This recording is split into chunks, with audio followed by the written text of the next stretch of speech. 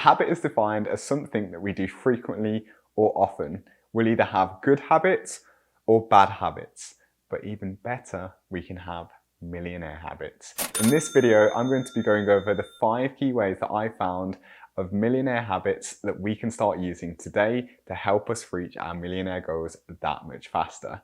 Even if you don't want to be a millionaire, then these habits will make you infinitely more effective in anything that you're doing now and help you to reach your goals that much faster. This channel is all about maximizing your money, so if you're somebody that's interested in making money, managing money, or multiplying your money, then you're in the right place. Full disclaimer, I'm not currently a millionaire at the moment, but the hope of this video is to be able to take the lessons and better be able to learn what millionaires do so we can replicate them and hopefully get the same results in our own lives. So the first millionaire habit that I found is having multiple sources of income.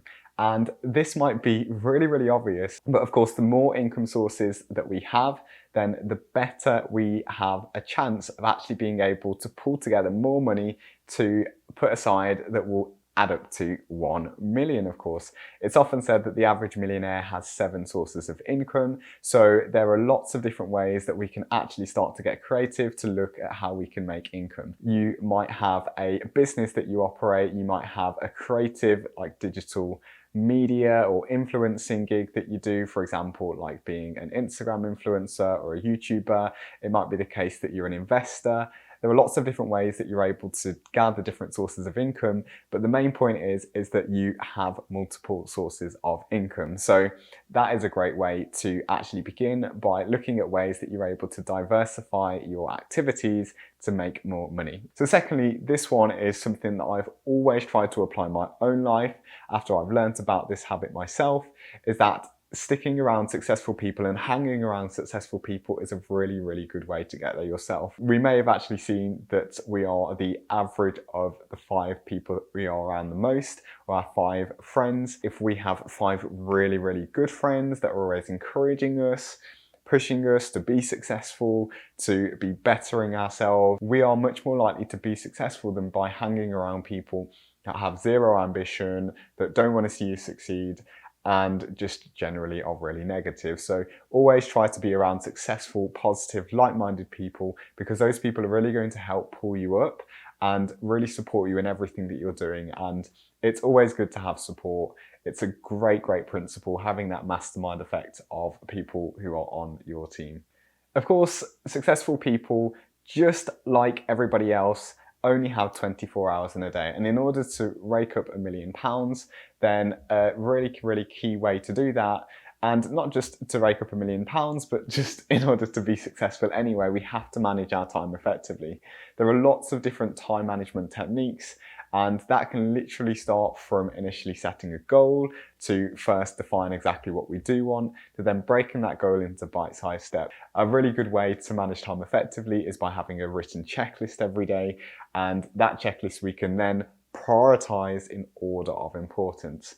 There is a really great principle of time management that I love by somebody called Brian Tracy. He wrote a book called Eat That Frog, and in that book he talks about starting off the day with the hardest thing that you have to do. And the hardest thing is normally the most important thing that we have to do. So if you have to, start your day by eating a frog, it's going to be the worst thing that you have to do that day. But once you've done it, you effectively have like a nice coast downhill, because everything else is going to be so much easier from that point onwards, versus doing the complete opposite way of doing like all the easy stuff first and then saving that really big hard last thing to the very end, which might just at that point seem like the last thing that we want to do. So go ahead, write a list, do the most important things first, and that is a really good way to manage time much more effectively. Another good way to manage time more effectively is to work all the time that we work. So essentially, it is when we are actually going to study or going to work, it is we are focused on the job. We're not like being distracted via the social media feed or like calling our friends or anything like that. It's literally just laser-like focus, and that is a really good way to just get on with this job, get what you need done, and that way you're able to get on to the next thing much faster and do more than the people around you, and do more than the lazier version of yourself, most importantly. So really owe it to yourself to be as productive as possible, and you will thank yourself, because over the long term you will have been able to produce so much more output and hopefully success for yourself as well. Our fourth millionaire habit is that millionaires save and invest for the future. Of course, if millionaires do really, really well and earn a lot of money, but then blow it all on silly things, then that money isn't going to last for long.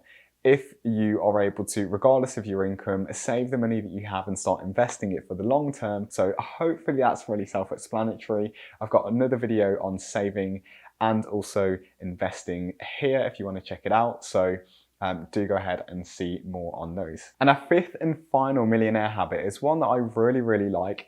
It's all about being open to feedback. And this is really important because regardless of how successful that we are always going to need to have feedback. And this idea of being coachable, being teachable is something that, you know, the best athletes in the world, you know, they're always coachable. They always know that they have something to learn. And that's really one of the key reasons why they're able to get better at what they do. Just imagine that you have somebody that's on their journey and they are being coached by somebody that's already where they want to go, and they just plain and simply shut down that advice and say, no, why do I need to listen to you? I already know everything.